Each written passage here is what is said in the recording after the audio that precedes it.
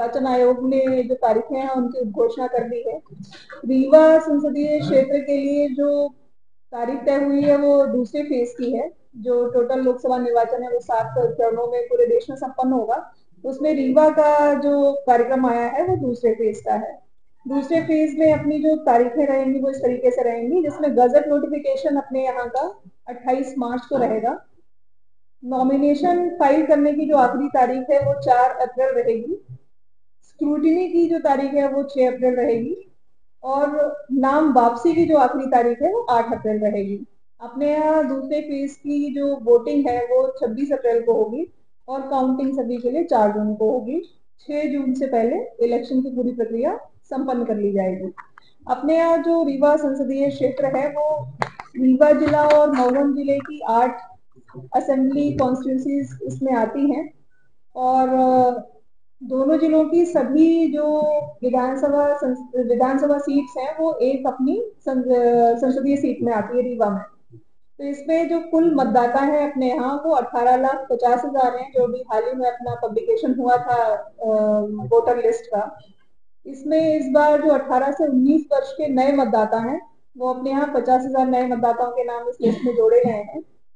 इस बार जो पहले हम लोग 80 वर्ष से ऊपर के मतदाताओं को सीनियर सिटीजन मानते थे और जिनके लिए घर पर मतदान की व्यवस्था की गई थी, इस बार उस आयु सीमा को थोड़ा बढ़ाया गया है और उसको 85 वर्ष किया गया है।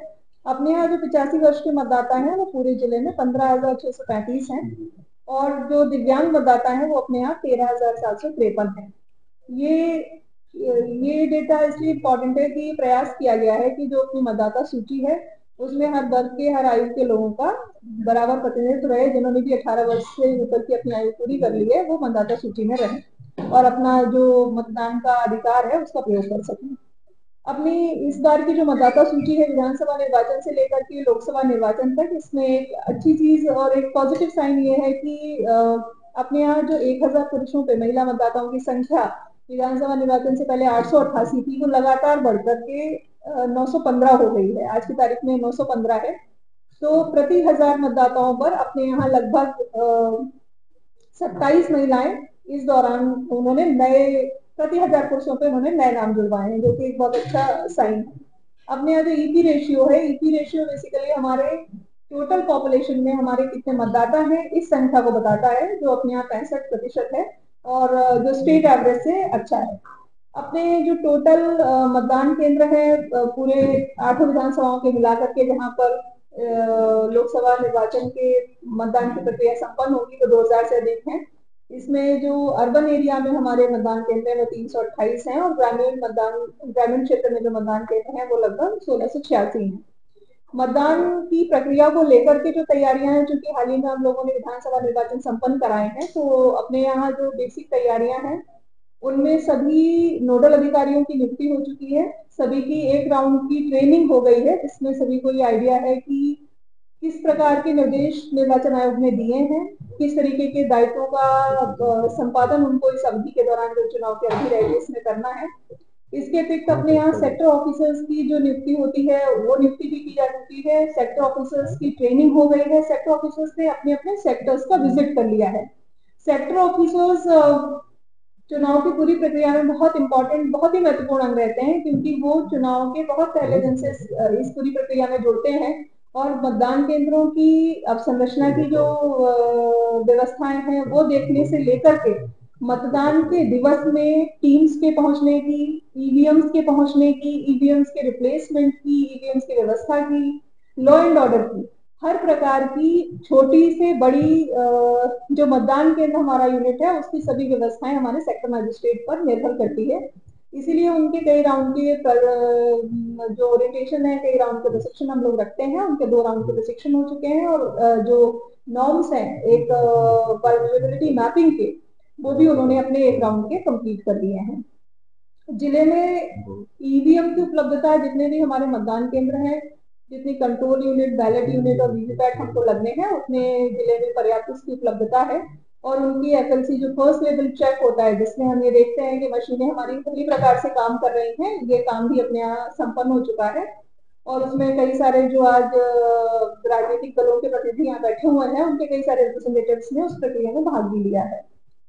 नेक्स्ट जो पॉइंट है कि लॉ एंड ऑर्डर और एमसीसी का सही तरीके से मॉडल कोड ऑफ कंडक्ट सही तरीके से लगा है, उसका कहीं उल्लंघन ना हो, ये एक बहुत महत्वपूर्ण प्रक्रिया है इस पूरी चुनाव की प्रक्रिया का।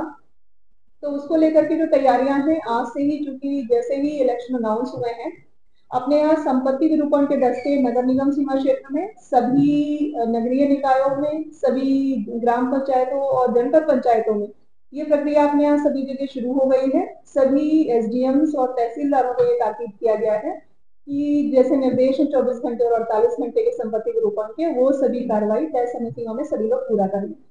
इसके अलावा जो रेस्ट हाउसेस को लेकर के, सर्किट हाउस को लेकर के निर्देश हैं निर्वाचन आयोग के, उनके संबंध में भी निर्देश जारी किए जा चुके हैं।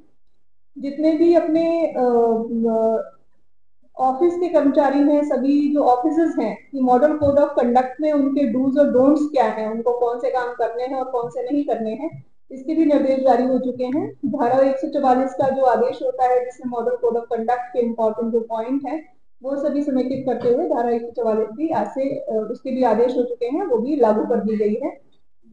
इसके अलावा चुनाव निष्पक्ष हो, फेयर हो, इसकी 2-3 तैयारियां हैं जिनको लेकर के हम लोगों ने लॉ एंड ऑर्डर की दृष्टि से जो तैयारियां करनी थी, वो भी लगातार टीम उसमें काम कर रही है। चाहे वो बाउंड ओवर ऐसे लोगों का चिन्हांकन किया गया है जो मतदान के दौरान या मतदान की किसी भी प्रक्रिया के दौरान किसी प्रकार की अपनी स्थिति बनाने में अपना बनाने की कोशिश कर सकते हैं, ऐसे लोगों का चिन्हांकन करके उनको बाउंड ओवर करने की कार्रवाई की जा रही है। चिन्हांकन किया गया है, ऐसे लोगों को जिला बदल भी किया जा रहा है। क्योंकि अपने यहाँ अभी विधानसभा निर्वाचन कंप्लीट हुआ है, तो चूंकि ये 6 महीने के आदेश रहते हैं, तो अभी बहुत सारे आदेश जो निर्वाचन विधानसभा निर्वाचन के समय जिला बदल हुए थे, वो आदेश अभी भी प्रभावी रहेंगे, उनकी तारीखें उनकी समय सीमा भी बढ़ाई जाएगी।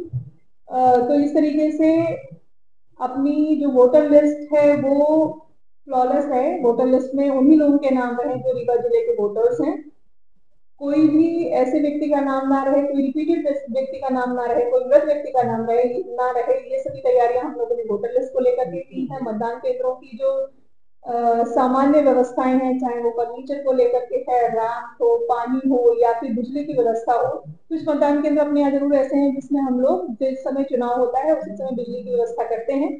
बाकी 90% से ज्यादा मतदान केंद्र अपने ऐसे हैं जिनमें बिजली की व्यवस्था नियमित रूप से रहती है।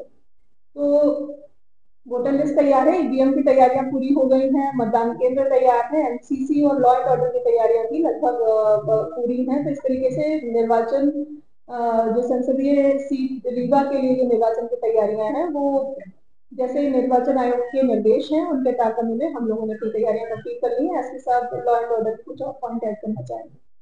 मैंने भी बताया 26 अप्रैल को हमारे यहाँ चुनाव है और लॉ एंड ऑर्डर के परिप्रेक्ष्य में कई बिंदुओं पे इसमें काम चालू हो चुका है। पहली चीज़ है कि जो हम प्रिवेंटिव कार्रवाई करते हैं, ऐसे लोग जो आदतन अपराधी हैं उनके खिलाफ बाउंड ओवर करना, जिला बदल करना, उसके साथ साथ जो शांति व्यवस्था भंग कर सकते हैं उनके खिलाफ हम बाउंड ओवर की कार्रवाई इसमें स्टार्ट कर दिए हैं। इसके अलावा अन्य जो व्यवस्थाएं लगाई जा रही हैं उसमें है कि जो नाके हैं हमारे अंतर्राज्यीय है, क्योंकि हमारा सीमा क्षेत्र यूपी से लगा हुआ है, तो वहाँ पे अंतर्राज्यीय नाकों पे हमारे चेक पोस्ट लगेंगे। इसके साथ साथ अंतर जिले चेक पोस्ट भी हम समय समय पर इसको एक्टिवेट करते जाएंगे। और उसके अलावा कहीं पे भी किसी प्रकार से अगर चुनाव को प्रभावित करने की कोशिश की जाएगी तो उसके लिए हमारे एसएसटी टीम जो होती है, स्टैटिक सर्विलांस टीम, जिसमें एक मजिस्ट्रेट और पुलिस की टीम रहती है, उसके साथ साथ फ्लाइंग स्क्वाड टीम्स भी हमारी रहेंगी, जिसमें भी मजिस्ट्रेट और पुलिस की टीम रहेगी, वो भी लगातार भ्रमण और या फिर स्टैटिक निगरानी वो करेंगे।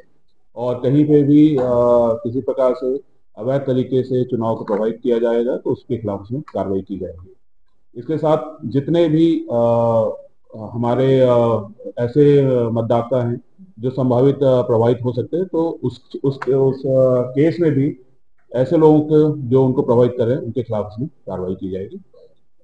बाकी जितने हम मतदान केंद्र पे जो आवश्यक बल लगाया जाएगा, साथ साथ कई मतदान केंद्रों को कैमरा, सीसीटीवी और वेबकास्टिंग से भी कवर किया जाएगा।